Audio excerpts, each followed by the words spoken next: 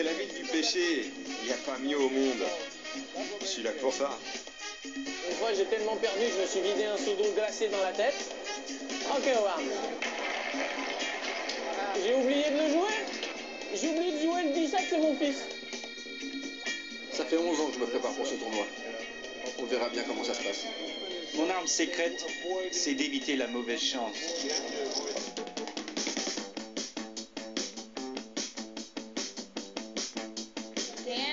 Je danse devant des pauvres mecs et je prends leur argent.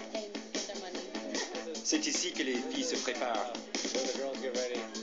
Vous êtes enfin derrière le rideau.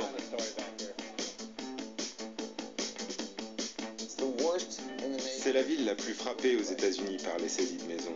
Pour Las Vegas, c'est carrément une dépression. C'est une saisie. C'est une saisie. C'est typiquement américain. Tu payes pas, on vient, on prend ta maison, peu importe ce que tu as payé avant.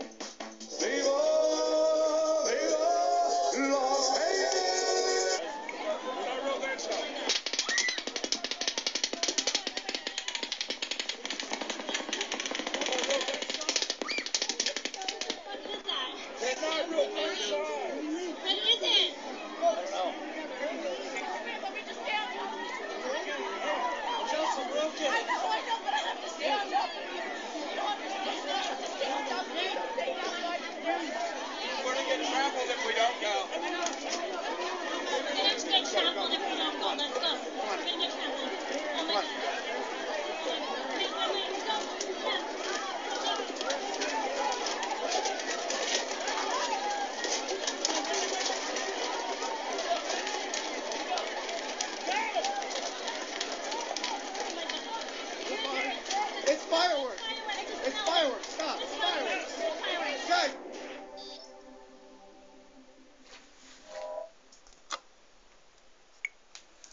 Bonjour à tous. C'est quand même assez aberrant d'entendre toutes ces personnes dire le sourire aux lèvres que Las Vegas est la ville du péché.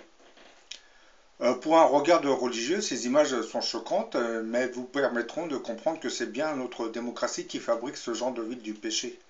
Comme je l'avais déjà dit dans une autre vidéo, la grande prostituée de l'Apocalypse, qui est évoquée dans l'Apocalypse de Saint Jean au chapitre 17, est devant vos yeux, mais vous êtes aveuglés par la beauté des plaisirs de l'argent. Donc, vous ne la voyez même pas. Ce qui sous-entendrait désormais que le diable exploiterait les vertus libérales de la démocratie pour légaliser l'abomination sur Terre. Puisque cette grande prostituée ne peut être identifiée que par un système ultralibéral qu'on identifie à la démocratie. Bon, là, vous avez vu une petite vidéo qui présente les dessous de Las Vegas et ensuite ce qui est la journée tragique, la fameuse fusillade qui a fait plus de 58 morts. Dans cette nouvelle vidéo, je vais vous parler de la naissance de cette ville de Las Vegas, dite la ville du péché. En 1829, un voyageur du nom de Rafael Rivera va découvrir au milieu de l'immense désert du Nevada une oasis qu'il appellera Las Vegas, qui en traduction française veut dire les vallées fertiles. Cette région fertile servira par la suite d'escale aux pionniers de la conquête de l'Ouest qui s'aventuraient vers la Californie à la recherche des gisements miniers de l'or. Profitant de l'emplacement géographique de la ville de Las Vegas, qui se trouvait à mi-chemin entre Salt Lake City et Los Angeles, les Mormons décideront dès l'année 1855 d'y faire construire un fort qui sera utilisé pour la collecte de nourriture, mais bon, progressivement ce fort sera finalement abandonné quelques années plus tard. La découverte de cette oasis au milieu du désert du Nevada commencera à être connue des pionniers de la conquête de l'Ouest américain, dont les caravanes commenceront à traverser l'endroit. Et autour de l'année 1905, on verra naître un petit village. À cette époque, on assistait déjà à la construction de la première ligne de chemin de fer du Pacific Railroad, qui allait relier Los Angeles à Salt Lake City, ville des Mormons. Pendant la durée des travaux, des milliers de travailleurs choisiront de s'installer temporairement dans le petit village de Las Vegas. Et en 1911, comme la ligne de chemin de fer avait été étendue, le village de Las Vegas, qui servait de refuge aux milliers de travailleurs du chemin de fer, sera finalement reconnu comme une ville. À partir de cet instant, la ville commencera à se développer assez rapidement. Pendant des dizaines d'années, Las Vegas était connu pour être un arrêt de repos pour les caravanes de pionniers allant en Californie, hein. Et dans les premières années du XXe siècle, c'était devenu un nœud ferroviaire assez important par lequel les mines environnantes faisaient transiter leurs produits vers le reste de tout le pays. Mais bon, la prospérité et la célébrité de la ville de Las Vegas ne commença qu'à partir de l'année 1931, hein, car c'est à cette date que l'État du Nevada décidera d'abolir l'interdiction qui a été faite autour des Jeux. Assez rapidement, la ville va se remplir de petits casinos, hein, qui devenaient des attractions assez faciles pour des travailleurs qui, étant à la recherche des plaisirs du gain, hein, venaient y dépenser une partie de leur salaire. Bah, cet appât du gain attirera progressivement la mafia vers la ville. Benjamin Bugsy Siegel sera l'un des plus célèbres mafiosi, hein, qui approchera Las Vegas, hein, pour y faire fortune. La carrière criminelle de ce parrain avait commencé à New York où il avait créé un gang composé de tueurs à gages. Le 26 décembre 1946, Bugsy Siegel fera construire le premier hôtel casino à Las Vegas, hein. C'était le fameux célèbre Flamingo Hotel, hein, qui avait contribué au statut légendaire de la ville, hein, et qui avait été construit avec l'argent de la mafia de New York, hein, faut pas l'oublier non plus. Cet hôtel de luxe va offrir au public toute une variété de jeux, hein, de hasard. Et dans les années qui vont suivre, d'autres hôtels calqués sur le même modèle que le Flamingo, hein, et reliés à la criminalité des mafias, se construiront progressivement à Las Vegas. Là, comme vous le voyez, les hôtels qui se construisaient à Las Vegas étaient financés en grande partie par l'argent de la criminalité des mafias, hein. Déjà, quand on sait ça, on voit le côté négatif de la ville, hein. C'est un peu le mal qui l'a fait construire. Bah, ce développement immobilier va s'accélérer dans les années 60 grâce à de puissants investisseurs. Et à cette époque, les jeux de hasard avaient acquis un statut légal. Donc ces investisseurs allaient pouvoir financer la construction de beaucoup plus d'hôtels, casinos.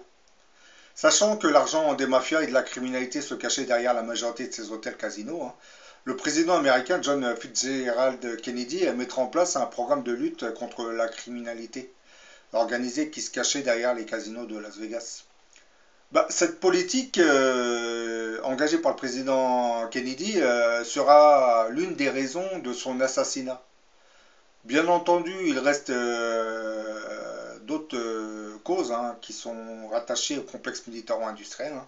Parce que comme vous le savez, M. Kennedy voulait mettre un terme, il voulait même pas s'engager dans la guerre du Vietnam. Ce qui devenait une catastrophe pour le complexe militaro-industriel qui compte sur toutes ces guerres pour faire tourner ses industries et s'enrichir sur le dos de la misère du monde. Donc l'assassinat de Kennedy, c'était un regroupement de plusieurs mafias, hein, du complexe militaro-industriel, hein, qui se seraient liés pour pour faire l'assassinat. Bah, en conclusion, on peut dire que Las Vegas doit sa réputation de ville du péché à Sin City, aux législations assez souples introduites par l'État du Nevada en matière de jeux, de prostitution, de divorce, hein. Je pense que les hommes politiques de l'époque étaient assez arrosés par l'argent des mafias, hein. C'est pour cette même raison qu'ils ont commencé à légaliser ce genre de jeux de hasard pour permettre aux mafias de construire leurs fameux hôtels casinos. Bon, peut-être que certains hommes politiques avaient été intimidés par la mafia alors que d'autres avaient été arrosés par l'argent. Donc ça explique pourquoi en 1931, les hommes politiques, du moins le gouverneur et les hommes politiques qui l'entouraient ont commencé à légaliser les jeux de hasard dans cet état. En effet, comme on dit, depuis 1931, alors que l'Amérique puritaine connaissait encore la prohibition, les jeux d'argent y étaient légalisés dans cet état du Nevada. Quant aux maisons closes, elles apparaîtront dans 13 des 17 comtés de l'état du Nevada. Et l'aisance avec laquelle on peut y obtenir un divorce faisait de Las Vegas, du moins fait toujours de Las Vegas, la capitale des unions des séparations instantanées, hein, dans l'une ou l'autre des 250 chapelles de mariage. Toutes les 5 minutes en moyenne, un mariage est célébré, toutes les 45 minutes, un divorce est prononcé. Bah là, on se joue complètement de la religion, hein. C'est une ville, c'est vraiment la ville du péché, hein. On se moque carrément du créateur des mondes. C'est pour cette même raison que cette ville, je la compare un peu à Sodome, et quant à son avenir, il faut voir ce qui s'est passé pour Sodome et Gomorrhe, hein. Je pense que cette ville, dans le futur, ça deviendra une ruine. Parce que comme vous l'avez vu dans le reportage, vous avez beaucoup de maisons sont saisies, donc les gens vont commencer à s'éloigner de cette ville du péché. Seuls les touristes continueront à y affluer, mais vous verrez avec le temps, ça va devenir. D'ailleurs, la crise a commencé à s'installer, bien qu'on le précise pas trop. Bah là, vous voyez, je vous ai mis pour illustrer ma vidéo l'image d'une sorte d'hélicoptère. Bon, certains vont me dire, il n'y a pas trop de rapport. Oui, il n'y a pas vraiment trop de rapport, mais c'est juste pour parler des black hélicoptères, hein, ces fameux hélicoptères étranges qui ont tendance à se transformer en boules lumineuses. Ce ne sont pas vraiment des vrais hélicoptères, hein, c'est un maquillage, c'est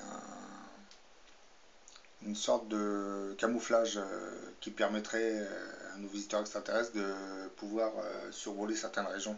Mais certains de ces hélicoptères à noir appartiendraient à cette organisation secrète qu'on appelait le Majestic 12, hein, et qui est chargée de l'activité extraterrestre sur le territoire des États-Unis. Ils possèdent beaucoup de ces hélicoptères. Lorsque un crash est signalé, ben, ces hélicoptères arrivent en premier. Bon, à la prochaine pour une autre vidéo.